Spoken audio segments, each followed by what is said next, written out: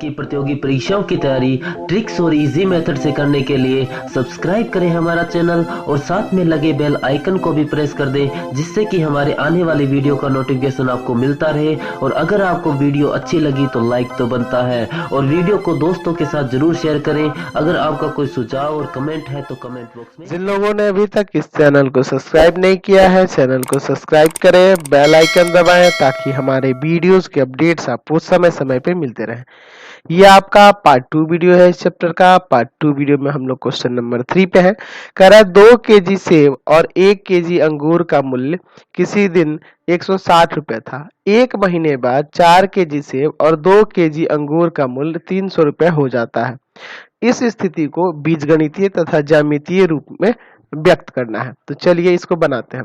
हम लिखेंगे कि माना 1 केजी सेब का मूल्य 1 केजी सेब का मूल्य बराबर 100 रुपए और 1 केजी अंगूर का मूल्य बराबर में लिख देते हैं y रुपया। ठीक है, अब देखते हैं प्रश्न से। देखिए ये बहुत ही सिंपल क्वेश्चंस होते हैं। 2 केजी सेब है तो कितना रुपया हो जाएगा 2x और 1 केजी अंगूर का 1y बराबर कितना 160 रुपए। तो ये पहला समीकरण हो गया।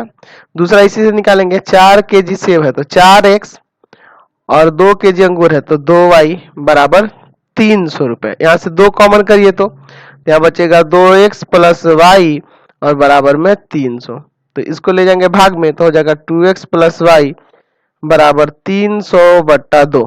यहाँ काटेंगे 150 आ जाएगा। यानी कि यहाँ समीकरण आपका आ गया 2x प्लस y बराबर 150। ये आपका दूसरा समीकरण आ गया। तो ये तो बीजगणितीय निरूपण हो गया इनका।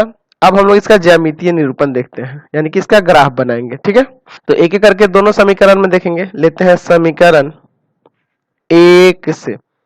समीकरण 1 है आपका 2x प्लस y बराबर में 160। यहाँ से y का मान क्या हो जाएगा 160 माइनस 2x। अब x के भिन्न भिन्न मान पे y का भिन्न भिन्न मान आएगा, आपको तो पता ही है। तो यहाँ से हम लोग इसके 2 हल निकाल लेते हैं। तो चलिए x बराबर हम लिखते हैं 40 पर। ठीक है, बड़ा अंक लेंगे तो ठीक रहेगा। y बराबर आ जाएगा 160 माइनस 2 गुना 40, यानी y बराबर आ जाएगा 160 माइनस 40 गुना कितना हो जाएगा 80, यानी कि 80 आ गया। समझ गए। अच्छा, और रखते हैं x बराबर 80 पर ले लें। चलिए 80 पर ले लेते हैं।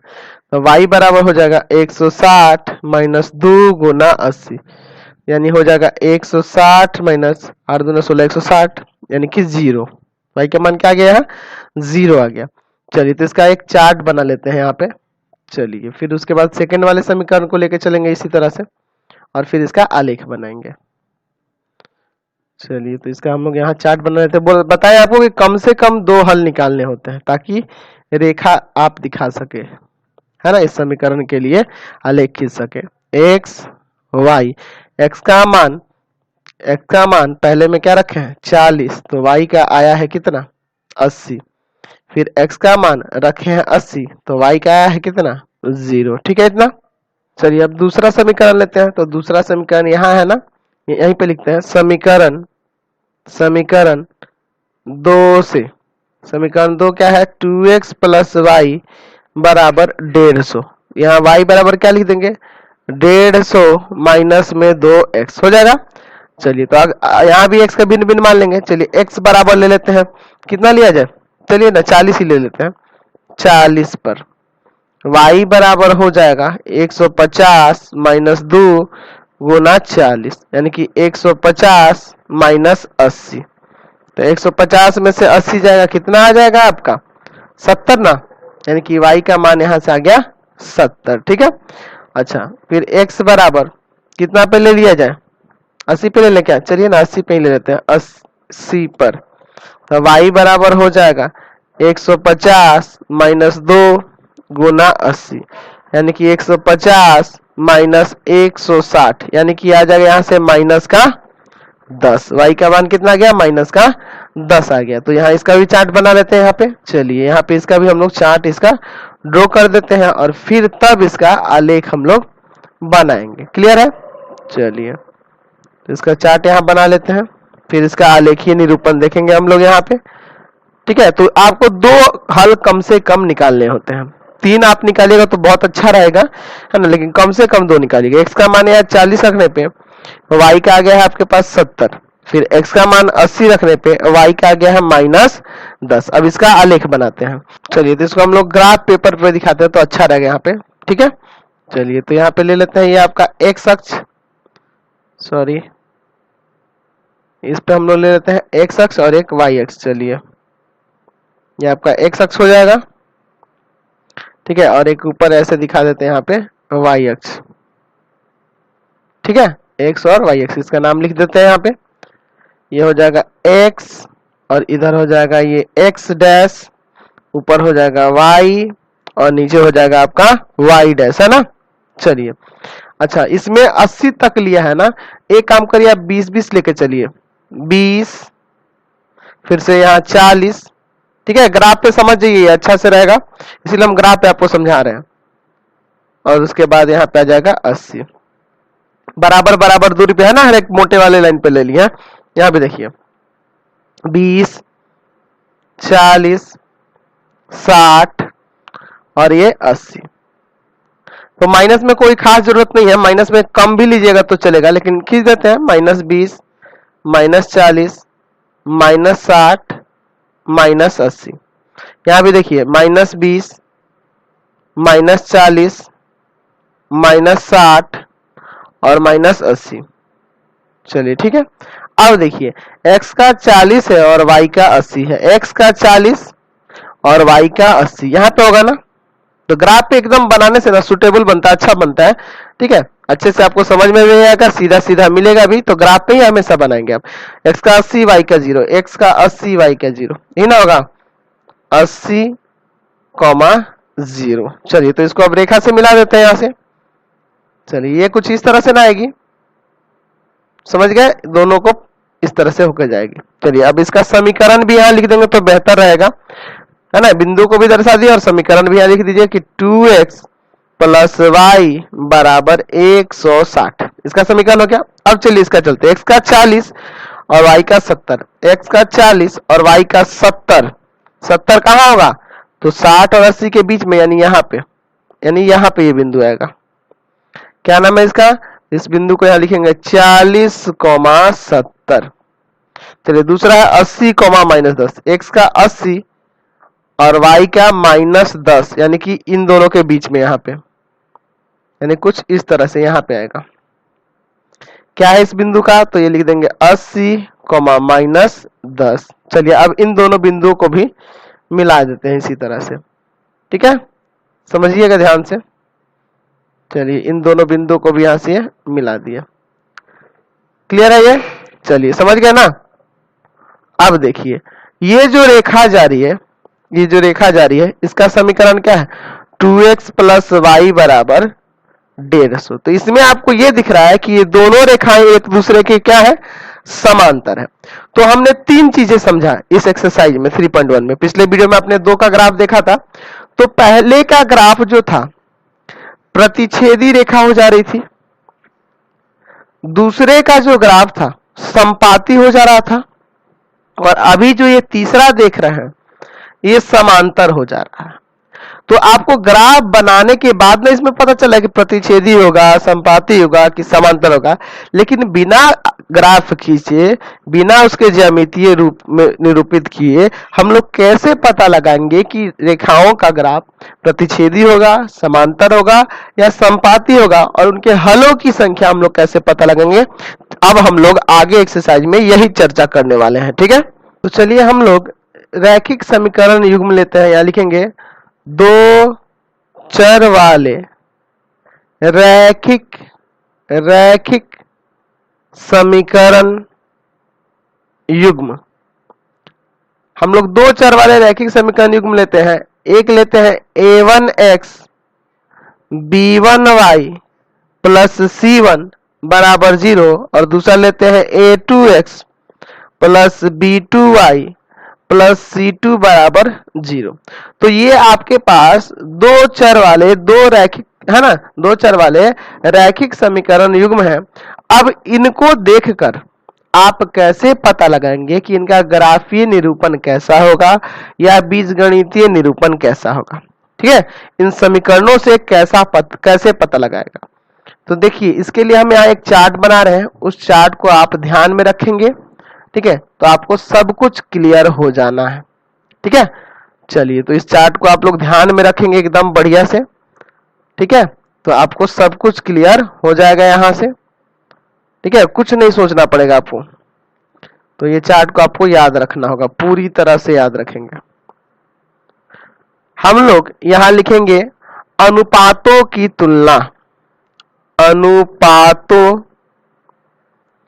की तुलना,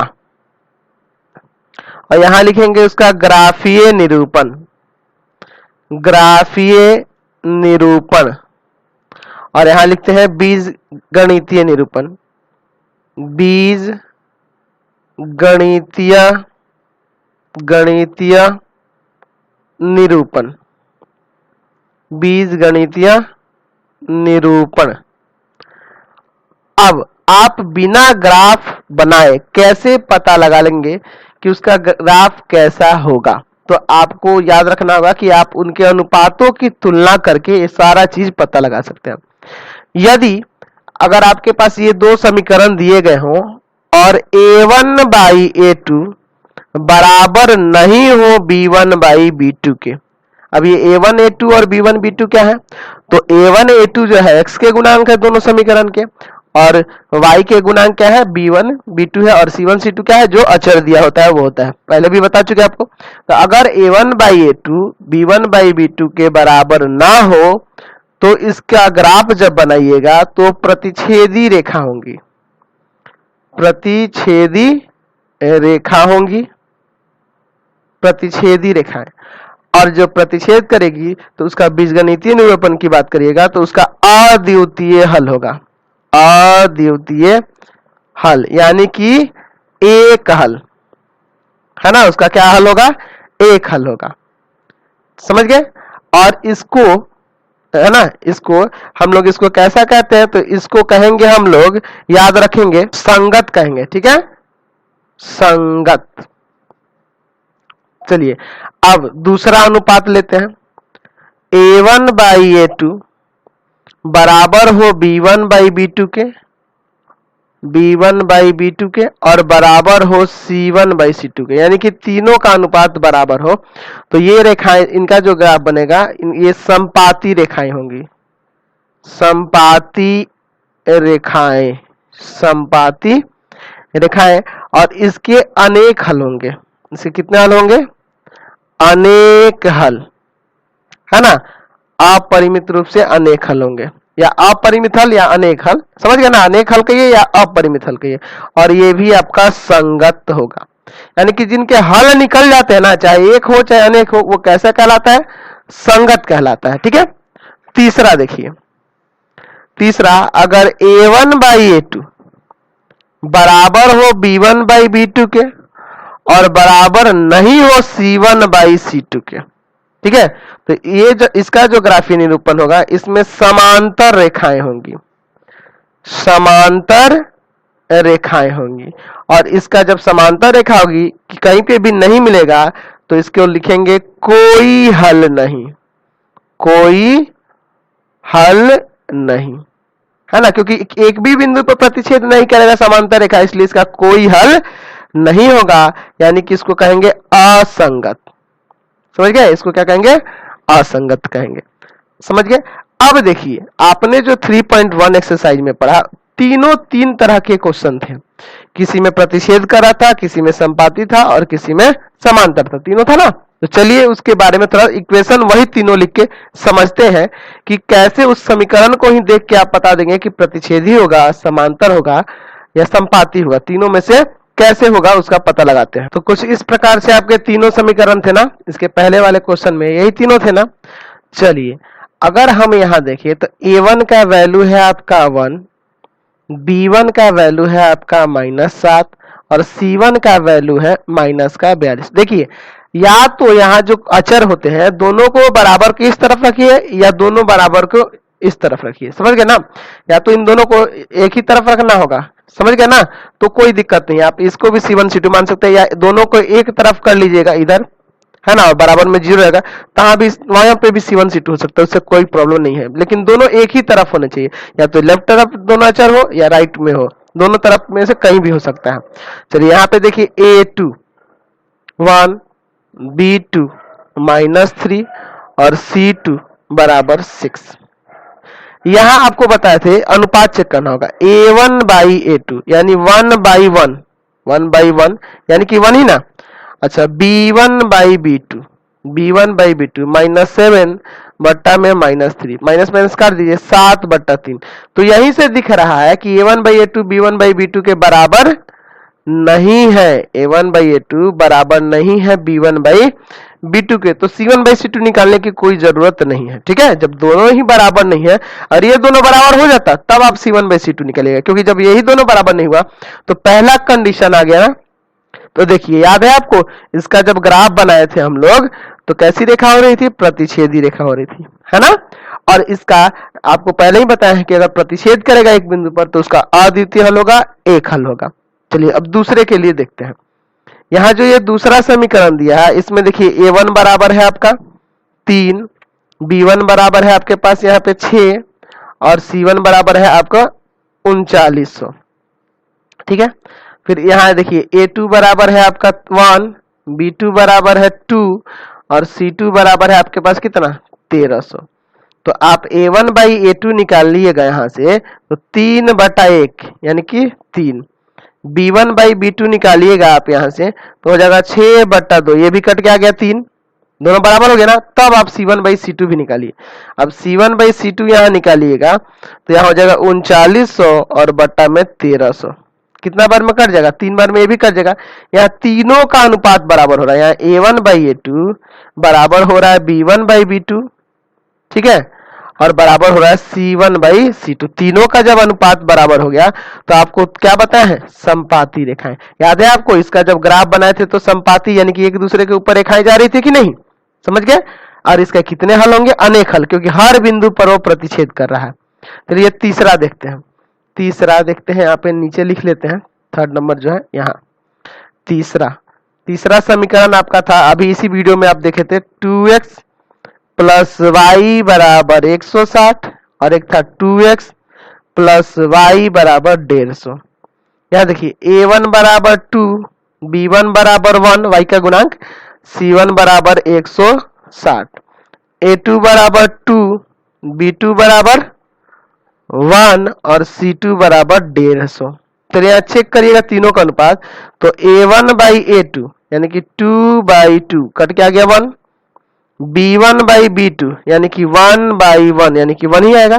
तीसरा है C1/C2 बराबर 160 और बट्टा 150, ये 0 0 कर जाएगा 16/15, अब नहीं कटेगा ना ये। तो यहाँ देख रहे हैं कि A1/A2 बराबर तो है B1/B2 के, लेकिन C1/C2 के बराबर नहीं है। तो देखिए, तो ये जो है तीसरा कंडीशन आ रहा है कि नहीं, यहाँ पे यही ना आ रहा है, यानी कि इसका जो ग्राफ बनाए थे याद है आप, इसका ग्राफ जो बनाए थे तीसरे इक्वेशन का, कैसा ग्राफ बना था, तो उसकी समांतर रेखाएं हो रही थी, अभी आप बनाए हैं, और समांतर रेखा होगा तो उसका कोई हल नहीं होगा और वो असंगत कहलाता है। तो यहां से आपको ये क्लियर हो गया पूरी अच्छी तरह से। अब चलिए आगे बढ़ते हैं चैप्टर में। चलिए अब हम लोग बात करेंगे रैखिक समीकरण युग्म का हल। तो देखिए, रैखिक समीकरण को हल करने की दो विधि होती है, या लिख सकते हैं कि रैखिक समीकरण युग्म को हल करने की दो विधि होती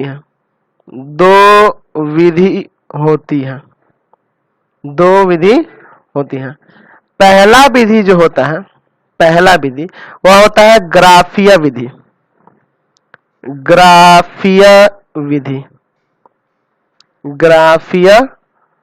होता है, ठीक है। और दूसरा विधि जो होता है वो आपका बीज गणितीय होता है।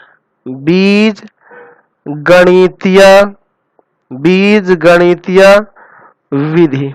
ठीक है, तो ये आपके पास दो ही विधि होती है किसी रैखिक समीकरण को युग्म को हल करने की। ठीक है, तो बीजगणितीय विधि में और भी विधियां आती हैं, जैसे इसमें आपको आगे चल के बताएंगे कि बीजगणितीय विधि कौन कौन सी होती है। ठीक है, ऐसे जनरली दो विधि होती है, ग्राफीय विधि और बीजगणितीय। तो ग्राफीय का एक ही प्रकार होता है, लेकिन बीजगणितीय का हम लोग 4 प्रकार के बारे में आगे पढ़ेंगे। ठीक है, तो ये बीजगणितीय विधि कितने प्रकार की होती है? 4 प्रकार की होती है, और इनके बारे में हम लोग आगे चर्चा करेंगे। फिलहाल आने वाले एक्सरसाइज 3.2 में हमें ग्राफीय पे ही बनाना है, तो जब बीजगणितीय शुरू करेंगे तो उसके प्रकार के बारे में और उन सब के बारे में आगे पढ़ेंगे। ठीक है, चलिए तो हम लोग एक्सरसाइज की शुरुआत करते हैं। 3.2 पहला क्वेश्चन देखते हैं। कह रहा है कि निम्न समस्याओं में रैखिक समीकरण के युग्म बनाइए, यानी कि इनका रैखिक समीकरण युग्म बनाना है और उसे ग्राफीय विधि द्वारा हल ज्ञात कीजिए। देखिए इस एक्सरसाइज में सब ग्राफीय विधि पढ़ ही दिए हैं। ठीक है, तो हमें सिर्फ ग्राफीय विधि से ही मतलब है, और ग्राफीय विधि आप 3.1 में पढ़ ही चुके हैं। तो चलिए इसको बनाते हैं। पहला क्वेश्चन, कक्षा 10th के 10 विद्यार्थियों ने एक गणित की पहली प्रतियोगिता में भाग लिया है। मतलब टोटल कितने स्टूडेंट है? 10 स्टूडेंट है जो भाग लिए प्रतियोगिता में। यदि लड़कियों की संख्या लड़कों की संख्या से 4 अधिक हो तो प्रतियोगिता में भाग लिए लड़कों और लड़कियों की संख्या ज्ञात करनी है। तो आपको लिखना होगा कि माना लड़कों की संख्या बराबर में x, लड़कियों की संख्या बराबर में y। ठीक है, मान लीजिए x लड़के हैं और y लड़कियां हैं। अब देखिए प्रश्न से कह रहा है कि कुल मिला के 10 विद्यार्थी, यानी कि x प्लस वाई बराबर एक समीकरण हो जाएगा 10, पहला समीकरण। फिर कह रहा है कि यदि लड़कियों की संख्या लड़कों की संख्या से 4 अधिक है। ठीक है, लड़कों की संख्या से 4 अधिक है लड़कियों की संख्या, तो ये हो गए लड़के और y हो गई लड़कियां। कौन अधिक है? तो ये y कितना अधिक है? लड़कों से 4 अधिक है, इसलिए 4 इसमें जोड़ेंगे तो ये बराबर हो जाएगा। चलिए तो इसको उधर ले जाते हैं, इसको इधर लाते हैं, तो यहाँ हो जाएगा x माइनस वाई बराबर माइनस का 4। ये समीकरण 2 हो गया। तो यहाँ रैखिक समीकरण युग्म बन गए। अब इसके ग्राफीय विधि द्वारा हल देखते हैं कैसे होंगे। ठीक है, चलिए तो लिखेंगे यहाँ समीकरण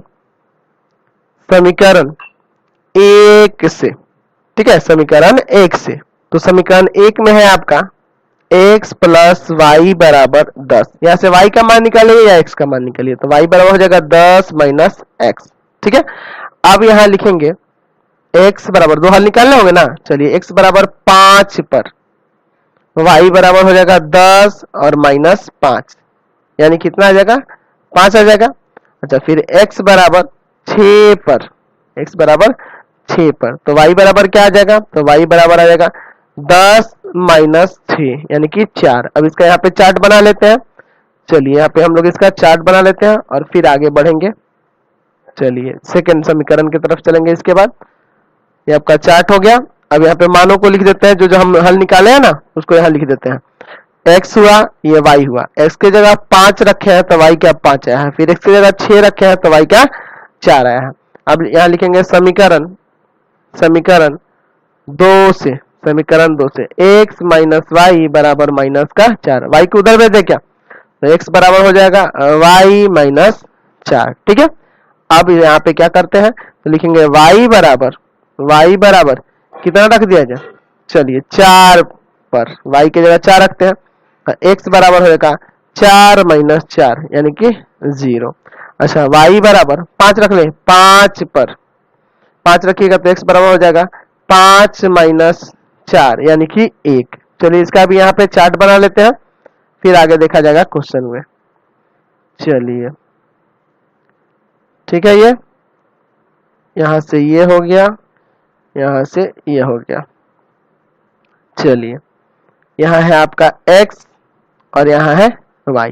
तो x कितना आया है 0, जब y की जगह क्या रखे हैं 4, और फिर y की जगह जब 5 रखे हैं तो x आया है 1। चलिए अब इसका ग्राफ बनाते हैं। तो चलिए हम लोग इसको ग्राफ पे निरूपित करते हैं और इसका हल निकालते हैं। ग्राफीय विधि से बनाना, तो देखिए तो माइनस वाला कोई मान नहीं है, तो माइनस में लेने की कोई खास जरूरत तो है नहीं आपको। ठीक है, खाली पॉजिटिव से ही काम चल जाएगा, समझ ना बात को। तो हमें माइनस में लेने की जरूरत नहीं है। तो यार चलिए एक और नीचे ले लेते हैं, यहाँ पे ले लेते हैं, और ये आपका y x हो जाएगा ऐसे। ठीक है, अब इसको इस पे ग्राफ बनाएंगे। तो ये आपका x हो गया, इधर आपका x डैश हो गया, ये ऊपर y है और नीचे क्या है आपका y डैश हो गया। ठीक है, अब यहाँ पे मान को लिखते हैं, हमें कितना तक लेना होगा, हाईएस्ट 6 तक गया है ना, चलिए हम लोग 7-8 तक कर लेते हैं। 1 2 3 4 5 6 7 8 काफी है। 1 2 3 4 5 6 7 8 हो गया। अब देखिए यहाँ पे हम लोग देख रहे हैं x का 5 और y का 5, x का 5 और y का भी 5, तो दोनों के सामने यहाँ होगा ना, ये आपका हो जाएगा 5,5। फिर x का 6 और y का 4, x का 6 और y का 4, यहाँ ना होगा 6,4। अब इन दोनों को मिला सकते हैं ना आसानी से, चलिए इन दोनों को मिला देते हैं हम यहाँ पे। ठीक है, कुछ इस तरह से जाएगा ये ना हो रहा है। चलिए क्लियर है। ठीक, अब इसका यहाँ पे लिख देते हैं ये क्या क्या है समीकरण, इसका क्या था, तो समीकरण था x प्लस वाई बराबर 10। चलिए अगला देखते हैं, x का 0 y का 4, x का 0 और y का 4 यहाँ हो जाएगा 0 4 ही ना होगा 0,4, x का 1 और y का 5, x का 1 और y का 5, x का 1 और y का 5 कहाँ गए आपका, ये रहा x का 1, सॉरी इसको थोड़ा नीचे लिख देते हैं, ठीक रहेगा, 0 और 4 को नीचे लिख देते हैं, तो एक ही दूसरे पे आ जा रहा है, 0 4 1 था और 5 था, x का 1 y का 5, इन होगा 1,5। अब आपको क्या करना होगा, तो इन दोनों को मिला देना होगा, ये ना जाएंगी, ये दोनों ऐसे कुछ होगा, देख रहे हैं ना, ये आपका ऐसे मिलेगा। तो इसका भी समीकरण यहाँ लिख देना होगा, इसका समीकरण यहाँ लिख देते हैं, तो ये था x माइनस वाई बराबर माइनस का 4, यही था ना आपका समीकरण। अब यहाँ से आप कैसे x और y का मान निकालेंगे, यानी लड़के और लड़कियों की संख्या क्या आएगी, तो दोनों रेखाएं जिस बिंदु पर प्रतिच्छेद करेंगी ना वही हल होता है। तो देखिए x के सामने ये कहाँ है, 3 के सामने है, और y के सामने कहाँ है, ये 7 के सामने है, यानी कि यहाँ से x बराबर हो गया 3 और y बराबर हो गया 7। x क्या था, लड़कियों की संख्या या लड़कों की संख्या था, x लड़कों की संख्या था, तो यहां से आपकी आ गई लड़कों की संख्या बराबर x यानी कि 3, और लड़कियों की संख्या बराबर आ गया यहां से 7। समझ गए, तो बहुत ही सिंपल है, ग्राफ जहां पे प्रतिच्छेद करेगा वही उसका हल हो जाएगा। तो इस तरह से आप ग्राफ को बना सकते हैं। तो इस वीडियो को हम लोग यहीं कर देते हैं, आगे हम लोग अगले पार्ट में इसके आगे क्वेश्चंस को देखेंगे। तो प्लीज आप चैनल को सब्सक्राइब कर देंगे, बेल आइकन दबा दें, जितना ज्यादा हो सके दोस्तों में शेयर करें, कमेंट बॉक्स में लिखें कि हमारे वीडियोज आपको कैसे लगते हैं।